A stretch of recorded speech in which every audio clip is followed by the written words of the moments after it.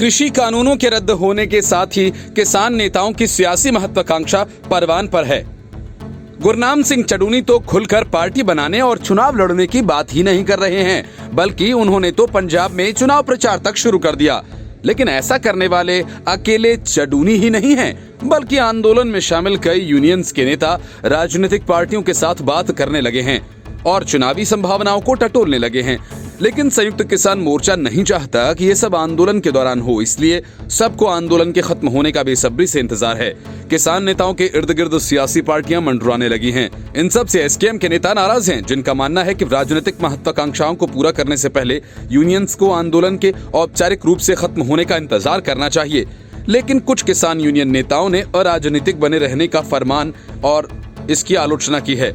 जुलाई में किसानों ने अस्थायी तौर से अपने एक सबसे प्रमुख नेता गुरनाम सिंह चडूनी को यह सुझाव देने पर लंबित कर दिया कि किसानों को 2022 के असेंबली इलेक्शंस को लड़ना चाहिए, लेकिन चडूनी अपने रुख पर अडिग हैं। उन्होंने पंजाब में अपने मिशन 2022 के लिए प्रचार भी शुरू कर दिया और पूरे प्रांत में रैलियां और जनसभाएं करके किसानों को चुनावों में हिस्सा लेने के लिए प्रोत्साहित करने की कोशिश कर रहे हैं। पंजाब के 32 किसान संगठनों की बैठक के बाद वरिष्ठ एसकेएम नेता बलबीर सिंह राजेवाल ने बताया कि किसान इकाई चडूनी के मिशन 2022 के खिलाफ है और उनके साथ किसी भी दूसरे नेता की तरह बर्ताव किया जाएगा। राजेवाल ने कहा कि किसान चडूनी और उनके समर्थकों को काले झंडे दिखाएंगे। राजेवाल से चडूनी की बनती नहीं है, इसलिए जब राजेवाल सहित कई किसान नेता पंजाब के सीएम चन्नी से मिले थे, तब चडूनी ने उन सबको कांग्रेस का एजेंट बता दिया था। ये पूछने पर कि क्या वो चुनाव लड़ेंगे, राजेवाल ने कहा कि वो अपनी यूनियन के भविष्य के कदमों पर टिप्पणी नहीं करना चाहते। चडूनी ने ऐलान किया कि उन्हें अपनी गतिविधियों में कोई गलती नजर नहीं आती। उन्होंने कहा कि अगर मैं प्रचार कर रहा हूं, तो उनके राजेवाल और अन्य एसकेएम नेताओं के पेट में दर्द क्यों हो रहा है। मैं एसकेएम का नाम इस्तेमाल नहीं कर रहा हूं। मिशन 2022 के तहत मैं पंजाब के लोगों को एकजुट कर रहा हूं। आंदोलन चीजों को कराने का एक रास्ता है और राजनीतिक ताकत दूसरा रास्ता, जहां चडूनी ने अपने पत्ते खोल कर रख दिए हैं।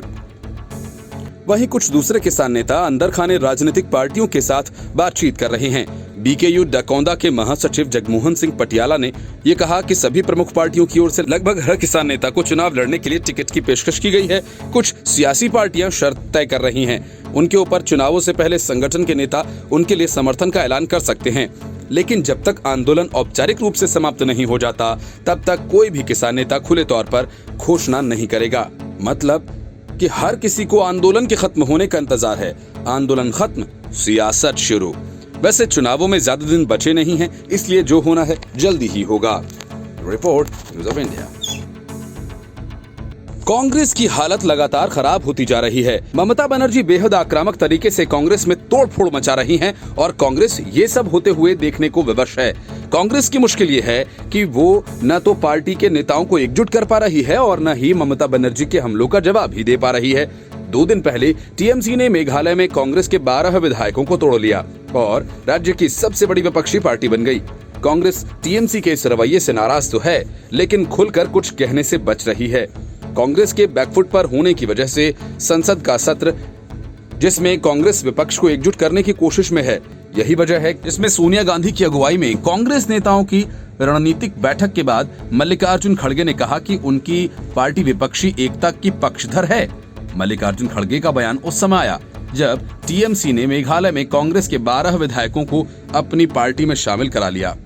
इनमें राज्य के पूर्व मुख्यमंत्री मुकुल संगमा भी शामिल हैं, जिनके साथ 12 विधायकों ने पाला बदला। टीएमसी का ये कदम एक तरीके से कांग्रेस के खिलाफ तख्तापलट माना जा रहा है। मेघालय के विधायकों ने अपना इस्तीफा विधानसभा स्पीकर एम लिंगदोह को सौंप दिया और उन्हें पार्टी बदलने की जानकारी दी।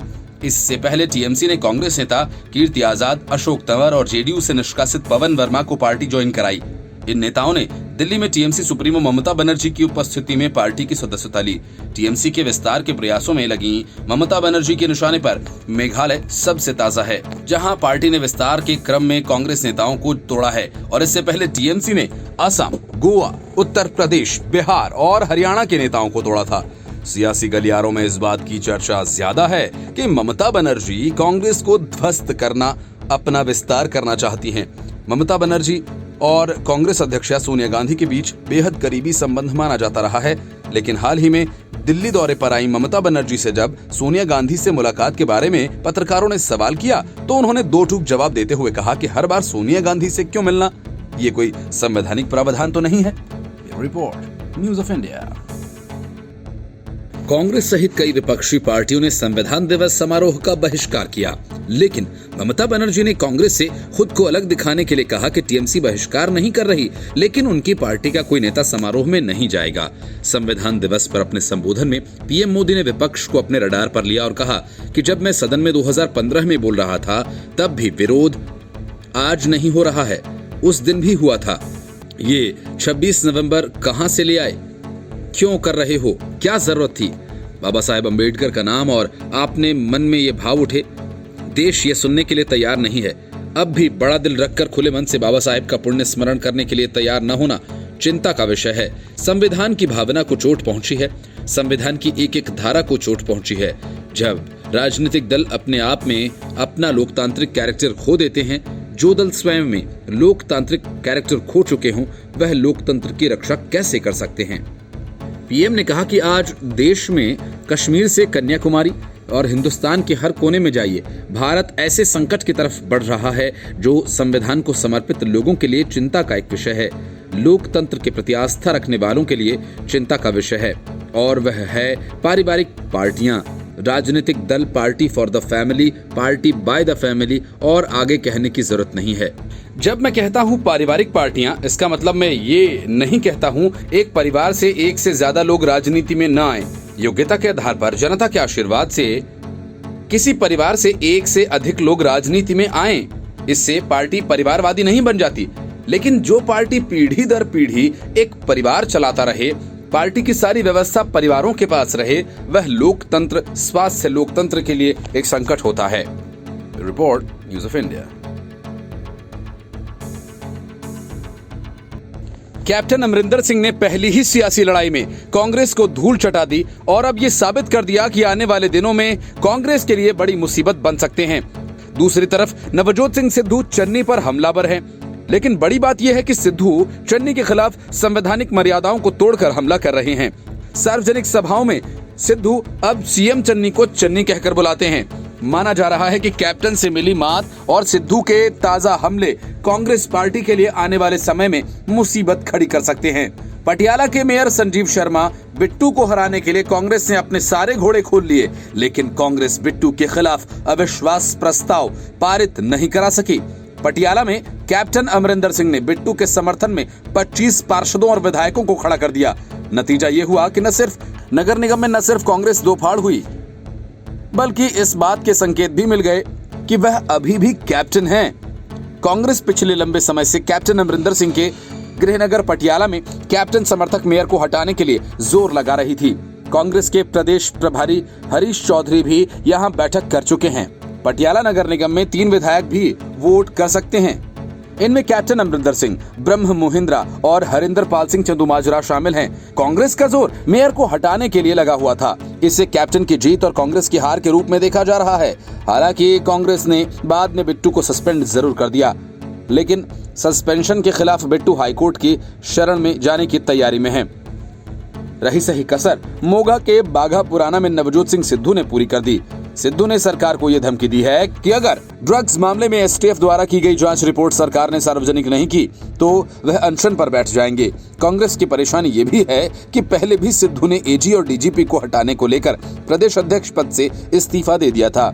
इससे कांग्रेस की खासी किरकिरी हो गई थी। ऐसे में अगर सिद्धू भूख हड़ताल पर बैठ गए तो स्थिति और भी बिगड़ सकती है। अहम बात यह है कि इसी स्टेज से सिद्धू ने मुख्यमंत्री को चन्नी कहकर संबोधित करते हुए कहा कि चन्नी कहकर गया है कि पार्टी सुप्रीम होती है, पार्टी के निर्देशानुसार चलती है। मैं पार्टी का अध्यक्ष हूं, सरकार को एसटीएफ की रिपोर्ट सार्वजनिक करनी चाहिए, नहीं तो मैं मरणाव्रत पर बैठ जाऊंगा। सिद्धू ने मुख्यमंत्री के नाम के आगे आदर सूचक शब्द न लगाकर साफ कर दिया कि सीएम के प्रति उनका नजरिया क्या है। जबकि एक दिन पहले ही मुख्यमंत्री चरणजीत सिंह चन्नी भी पटियाला का दौरा कर आए थे। कांग्रेस ने पार्टी पार्षदों के संकेत देने के लिए कैप्टन अमरिंदर सिंह की पत्नी और पटियाला की सांसद परनीत कौर को कारण बताओ नोटिस भी जारी किया था। इसके बावजूद मेयर संजीव शर्मा बिट्टू को पद से हटाने के लिए 2/3 बहुमत हासिल नहीं कर सके। 60 पार्षदों वाले पटियाला नगर निगम में मेयर को हटाने के लिए कांग्रेस को 42 वोटों की आवश्यकता थी, लेकिन वह अपने समर्थन में 36 वोट ही हासिल कर पाई। 25 वोट बिट्टू के हक में गए। Report news of India. Maharashtra की सियासत में बड़ा उलटफेर होने की संभावना है। महाराष्ट्र के पूर्व सीएम और केंद्रीय मंत्री नारायण राणे ने कहा कि महाराष्ट्र में मार्च तक बीजेपी की सरकार बन जाएगी। नारायण राणे ने कहा कि जो कुछ भी है वो सब ठीक हो जाएगा। ये बात राणे ने जयपुर में कही है। राणे के इस बयान के बाद महाराष्ट्र की राजनीति में भूचाल आ गया है। एनसीपी प्रमुख शरद पवार अपने सभी कार्यक्रम रद्द कर दिल्ली रवाना हो गए हैं। शरद पवार के साथ पूर्व केंद्रीय मंत्री प्रफुल्ल पटेल भी हैं। बीजेपी नेता देवेंद्र फडणवीस भी दिल्ली पहुंच गए हैं। महाराष्ट्र बीजेपी के भी कई नेता एक दिन पहले से दिल्ली में डटे हुए हैं। सूत्रों का कहना है कि महाराष्ट्र बीजेपी अध्यक्ष चंद्रकांत दादा पाटिल गृह मंत्री अमित शाह से मिले थे। देवेंद्र फडणवीस को भी उस बैठक में शामिल होना था, लेकिन वे देर से पहुंचे। चंद्रकांत दादा पाटिल और देवेंद्र फडणवीस ने बीजेपी मुख्यालय में संगठन मंत्री बीएल संतोष से मुलाकात की है। सूत्रों का कहना है कि दिल्ली में महाराष्ट्र बीजेपी के अध्यक्ष चंद्रकांत पाटिल की मुलाकात शिवसेना के राज्यसभा सांसद और उद्धव ठाकरे के करीबी नेता से हुई है। मतलब साफ है, महाराष्ट्र की सियासत में बड़ा उलटफेर होने के संकेत हैं। नारायण राणे से पहले हाल ही में बीजेपी अध्यक्ष चंद्रकांत पाटिल ने दावा किया था कि महाअघाड़ी सरकार आने वाले साल में शुरू में गिर जाएगी और साल के बीच में मध्यावधि चुनाव होंगे। तब चंद्रकांत पाटिल के बयान का शिवसेना की तरफ से जोरदार खंडन किया गया था। शिवसेना नेता संजय राउत ने चंद्रकांत पाटिल पर पलटवार करते हुए दावा किया था कि गठबंधन की सरकार अगले 25 साल तक चलती रहेगी, लेकिन अब वही बात नारायण राणे ने कही है। Report news of India. प्रधानमंत्री की ओर से तीनों कृषि कानूनों को रद्द करने के फैसले के बाद राकेश टिकैत अपनी हरकतों की वजह से किसान नेताओं के निशाने पर आ गए हैं। वजह ये कि जिन मांगों को लेकर आंदोलन किया गया था उसके पूरा हो जाने के बाद जिस तरह से नई मांगों की लिस्ट बनाई जा रही है और जिस तरह से सरकार को धमकियां दी जा रही हैं, वह किसान नेताओं को पच नहीं रही। इसलिए संयुक्त किसान मोर्चा से लेकर बाहर के भी कई किसान नेताओं ने टिकैत एंड कंपनी के खिलाफ मोर्चा खोल दिया। राष्ट्रीय किसान मोर्चा के संयोजक वीएम सिंह ने सवाल उठाते हुए कहा कि राष्ट्रीय किसान मोर्चा एमएसपी की मांग पिछले 3 दशकों से कर रहा है और उनकी इसी मांग के चलते उनको संयुक्त किसान मोर्चा ने किसान आंदोलन से अलग कर दिया था, क्योंकि तब किसान मोर्चा का नारा था कि जब तक कानून वापसी नहीं तब तक घर वापसी नहीं। सरदार वीएम सिंह ने किसान नेता राकेश टिकैत पर भी पलटवार करते हुए कहा कि राकेश टिकैत ने आंदोलन को बिगाड़ दिया है। वीएम सिंह ने किसान नेता राकेश टिकैत पर जमकर हमला बोला। वीएम सिंह ने कहा कि उत्तर प्रदेश में 75 जिले हैं और उनके किसान संगठन भी हैं, लेकिन सिर्फ एक किसान संगठन का नेता खुद को सबका प्रतिनिधि बता रहा है। राकेश टिकैत के साथ कोई नहीं, वह सिर्फ राजनीति कर रहे हैं। मौजूदा किसान संयुक्त मोर्चा में 40 में से 32 से 35 पंजाब के हैं, वहीं राकेश टिकैत उत्तर प्रदेश से अकेले। और इसे इस किसान मोर्चा के बारे में पता चलता है। राकेश टिकैत पर हमला करते हुए वीएम सिंह यही नहीं रुके। उन्होंने कहा कि मैंने शुरुआत में ही मना कर दिया था कि राकेश टिकैत को इस आंदोलन से अलग रखा जाए, वरना वे आंदोलन को खराब कर देगा। और आज वही दिख रहा है। राष्ट्रीय किसान मोर्चा के बैनर के तहत जुटे अलग अलग किसान संगठनों के द्वारा ऐलान किया गया। राष्ट्रीय किसान मोर्चा भी लगातार तीनों कृषि कानूनों का विरोध कर रहा था। जिस तरह से प्रधानमंत्री नरेंद्र मोदी ने तीनों कृषि कानूनों को रद्द करने का फैसला किया, इसके लिए उनका धन्यवाद। राष्ट्रीय किसान मोर्चा ने कभी भी पहले कानून वापसी और फिर घर वापसी का नारा नहीं दिया था, क्योंकि राष्ट्रीय किसान मोर्चा ने हमेशा एमएसपी की ही बात की थी। एमएसपी का मुद्दा आज का नहीं बल्कि पिछले 3 दशकों का है और पिछले साल 26 नवंबर को दिल्ली आने से पहले भी यही एक अहम मुद्दा था। वीएम सिंह ने आरोप लगाया कि उन्होंने शुरुआत से ही किसान आंदोलन में एमएसपी की बात की थी, लेकिन उनको किसान आंदोलन से इसी वजह से निकाला गया क्योंकि वह एमएसपी का जिक्र कर रहे थे और आंदोलन में बैठे नेता कानून वापसी, घर वापसी का नारा दे रहे थे। वीएम सिंह का कहना है कि प्रधानमंत्री एमएसपी को लेकर कोई भरोसा दे दें तो सारी शिकायतें दूर हो जाएंगी। किसी कमेटी की जरूरत नहीं, लेकिन अगर कोई कमेटी बनानी भी है तो उसमें सिर्फ एक राज्य या 2 राज्यों से जुड़े किसान नेताओं को नहीं, बल्कि देश भर के राज्यों से जुड़े हुए किसान नेताओं को जगह देनी चाहिए। Report news of India. Jammu Kashmir में उत्पात मचाने और कट्टरता फैलाने में अलगाववादी संगठन हुर्रियत कॉन्फ्रेंस की बड़ी भूमिका रही है। हुर्रियत के नेताओं पर आतंकियों को धन मुहैया कराने का आरोप है। लेकिन अब सरकार हुर्रियत कॉन्फ्रेंस के सभी गुटों पर लगाम लगाने की तैयारी कर रही है। सूत्रों का कहना है कि मोदी सरकार जल्द ही कश्मीरी अलगाववादी संगठन हुर्रियत कॉन्फ्रेंस के सभी गुटों को गैर कानूनी गतिविधि रोकथाम अधिनियम यानी यूएपीए के तहत प्रतिबंधित कर सकती है। सूत्रों ने कहा कि मोदी सरकार हुर्रियत कॉन्फ्रेंस के सभी गुटों पर प्रतिबंध लगाने का फैसला ले सकती है। इनमें मृत सैयद अली शाह गिलानी का गुट भी शामिल है। हुर्रियत के इन गुटों को सरकार यूएपीए की धारा 3(1) के तहत बैन करने की योजना पर काम कर रही है। हाल ही में एनआईए के साथ साथ जम्मू कश्मीर सरकार ने गृह मंत्रालय को हुर्रियत कॉन्फ्रेंस द्वारा राज्य में टेरर फंडिंग की जानकारी दी थी। इसके बाद केंद्रीय गृह मंत्री ने एनआईए और राज्य सरकार से इस मामले में और अधिक जानकारी साझा करने को कहा था। सूत्रों के मुताबिक गृह मंत्रालय द्वारा मांगी गई जानकारी उसे सौंप दी गई है।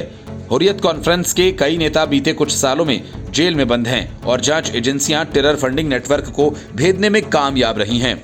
संगठन के सभी गुटों पर बैन से आतंकवाद और अधिक प्रभावी तरीके से निपटा जा सकेगा। उन्होंने कहा कि बैन से एजेंसीज को हुर्रियत सम्मेलन द्वारा किए जाने वाले सामुदायिक स्तर के फंड संग्रह पर अंकुश लगाने में मदद मिलेगी। अलगाववादी संगठन बाद में उसी पैसे को पाकिस्तान की आईएसआई के निर्देश पर कश्मीर में आतंकियों को देती है। माना जा रहा है कि यूएपीए के तहत बैन लगाने से टेरर फंडिंग के साथ ही हुर्रियत द्वारा जिन रास्तों से फंडिंग की जाती है उसे भी रोका जा सकेगा। हुर्रियत पाकिस्तान के कॉलेजेस में अपने कोटे से मेडिकल सीटों की बिक्री करता है और उससे मिलने वाले पैसे को कश्मीर में आतंकवाद को बढ़ावा देने के लिए इस्तेमाल करता है। बैन लगाने के बाद हुर्रियत को अपने सभी कार्यालयों और बुनियादी ढांचों को तोड़ना होगा। इसके अलावा उसके द्वारा बुलाए जाने वाले बंद और विरोध अवैध हो जाएंगे। सरकार हुर्रियत के खिलाफ बैन करने का फैसला करने के बाद आधिकारिक राज्य पत्र में इसकी घोषणा करेगी। इसके बाद इन फैसलों को यूएपीए के तहत गठित समिति द्वारा मंजूरी देनी होगी। Report news of India.